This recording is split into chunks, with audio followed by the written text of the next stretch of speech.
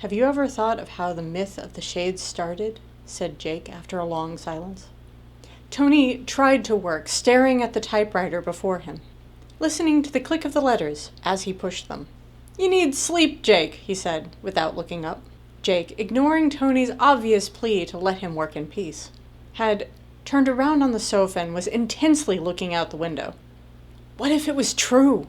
Said Jake, his voice a little louder and almost pleading. And that they could be controlled by a disreputable person for his own gain. Make people do what he wanted, get him things, like money. How much would this bad man need? Joked Tony. Cool mill would do me. Not that much. Half would do on the right bet. Jake spoke slow and clear. But still, Tony was paying only half the attention Jake wanted from him. If you have inside info on a good bet, let me know.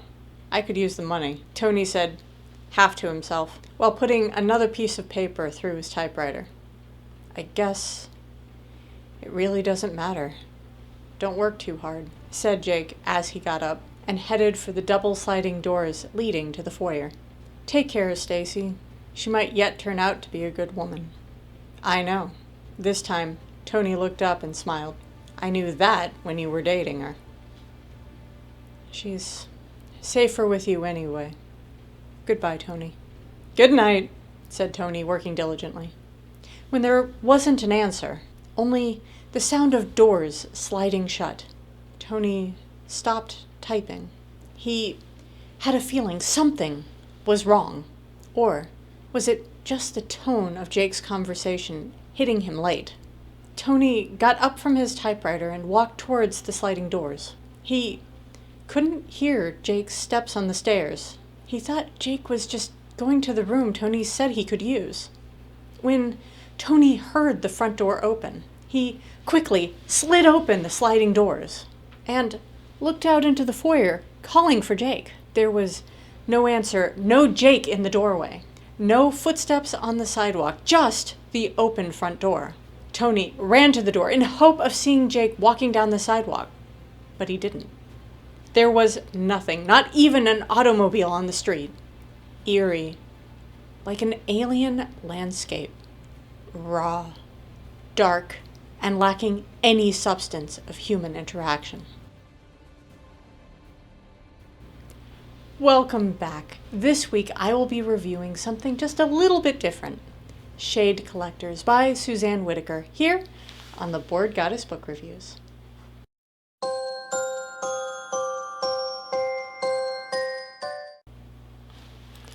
Welcome once more, fellow literary perusers, to my humble library, where this week I am pleased to review a fascinating sci-fi mystery, Shade Collectors by Suzanne Whittaker. This story was submitted to my website by a subscriber, Christina G. And, as promised, thank you so much, Christina. If you have a book you'd love to see reviewed, please submit the information on my website, theboredgoddess.weebly.com, to have it considered for a video review. Also remember that by liking and subscribing to my channel, you're helping me to continue uncovering even more awesome stories and keep creating video book reviews for your enjoyment and entertainment.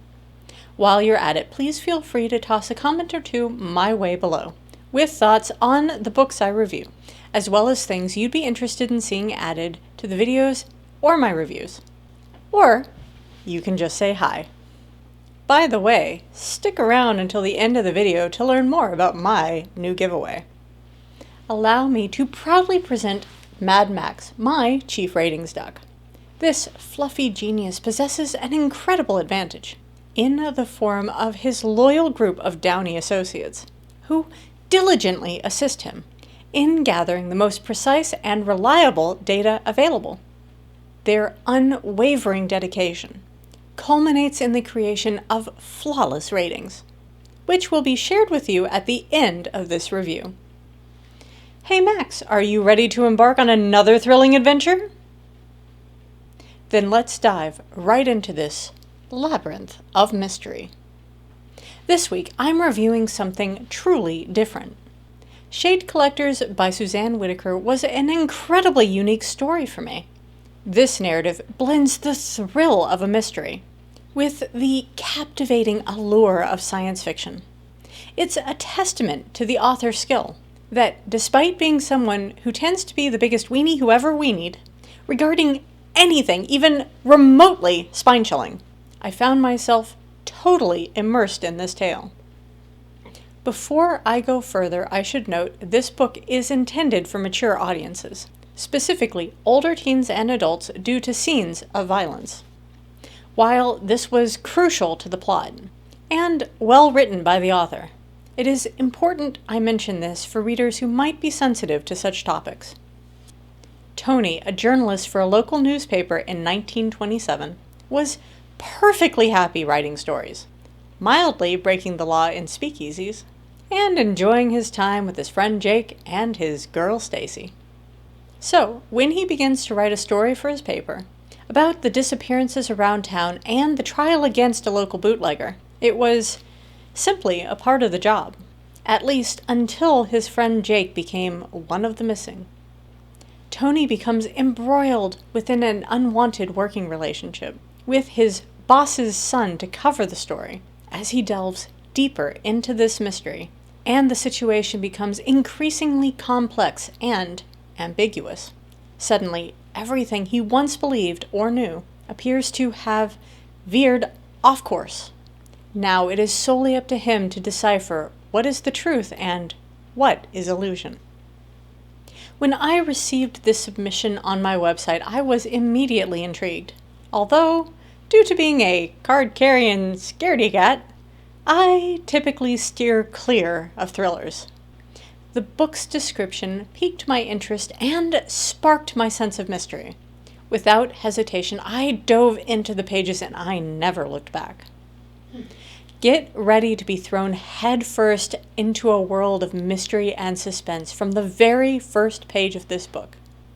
Picture this: a dude in a hotel room in 1927, losing his mind as he paints his window black. Sounds confusing, right? But just wait until the shadows start morphing into creepy faces. I don't know about you, but after that I had to double check that the sun was still shining outside my window.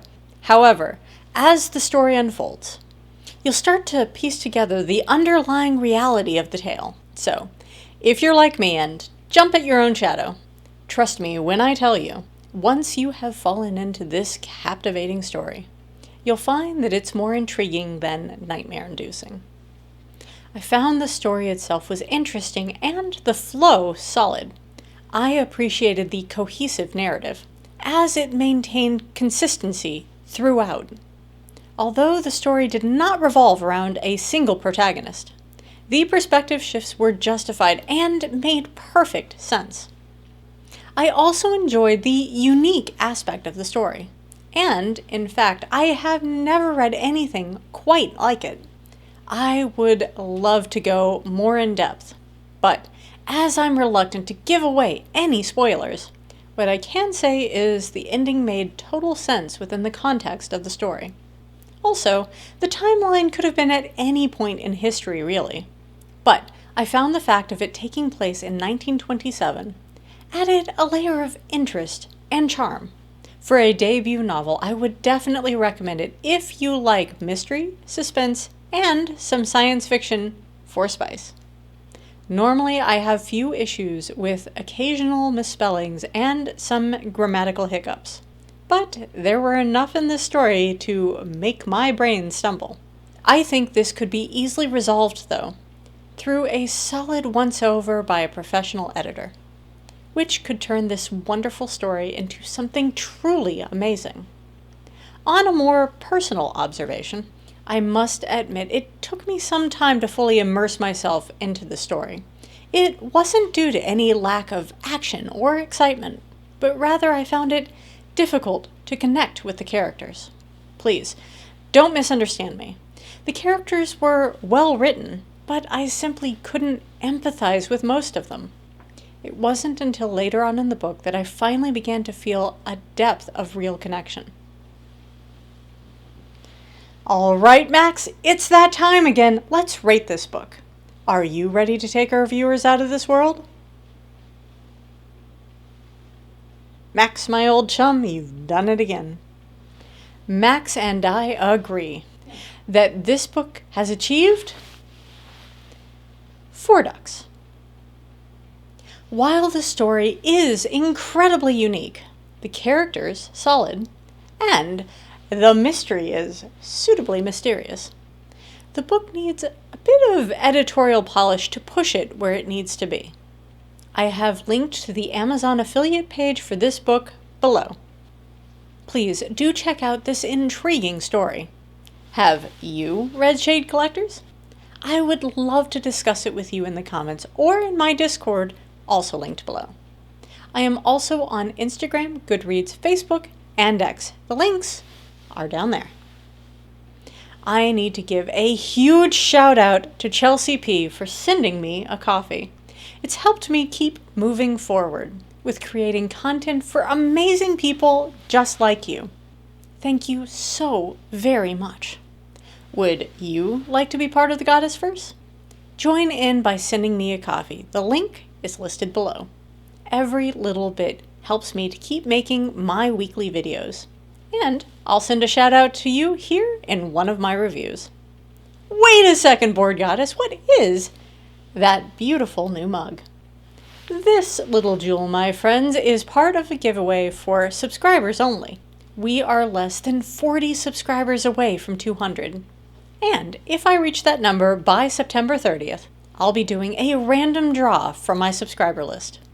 2 lucky winners will receive either a cup or a t-shirt featuring my catchphrase along with some adorable original artwork.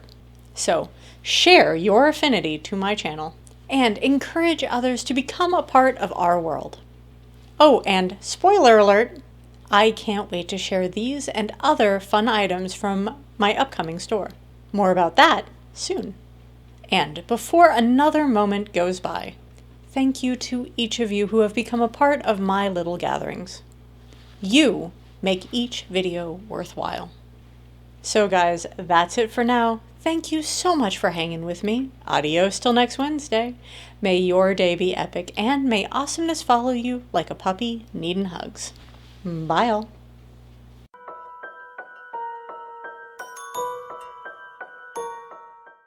No footsteps on the sidewalk. That wasn't a word. What? While you're at it, please feel free to cost?